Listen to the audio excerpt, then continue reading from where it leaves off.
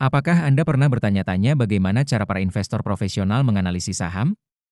Hari ini, kita akan membongkar rahasia di balik analisis fundamental saham SCMA, dan Anda akan menemukan cara praktis untuk menilai potensi investasi ini. Selamat datang di channel kami. Dalam video ini, kita akan mempelajari cara menganalisis saham SCMA menggunakan metode yang digunakan oleh para profesional.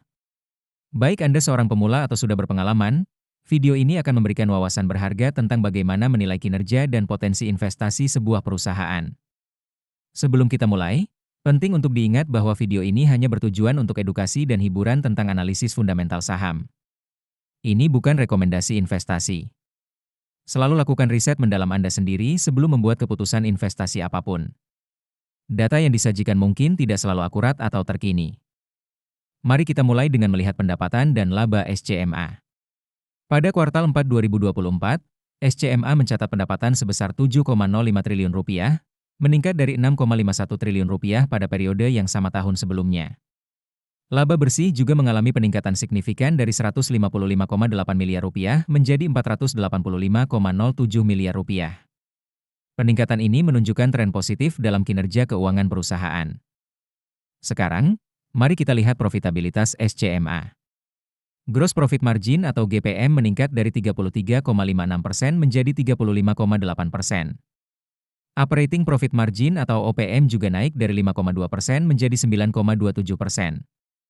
Net Profit Margin atau NPM mengalami peningkatan signifikan dari 2,39% menjadi 6,87%.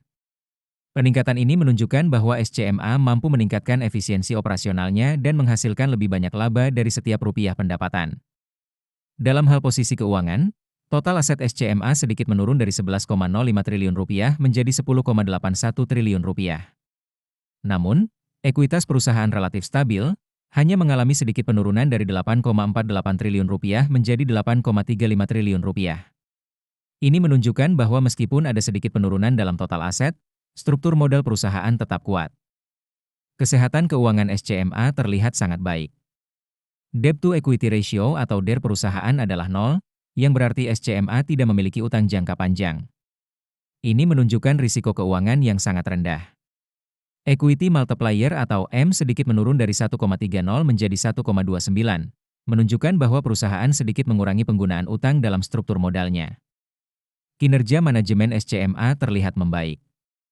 Return on Equity atau ROE meningkat dari 3,99% menjadi 7,83%. Return on Assets atau ROA juga naik dari 3,06% menjadi 6,05%. Peningkatan ini menunjukkan bahwa manajemen SCMA semakin efektif dalam menggunakan aset dan ekuitas perusahaan untuk menghasilkan laba. Sebelum kita lanjut ke valuasi, jangan lupa untuk mengunduh chat sheet investasi saham kami melalui link di deskripsi video ini. Sekarang, mari kita bahas valuasi SCMA menggunakan PE/BEN. Rata-rata PE/BEN SCMA adalah 22,96. Dengan harga saham saat ini Rp200, nilai wajar berdasarkan PE/BEN adalah Rp182,77.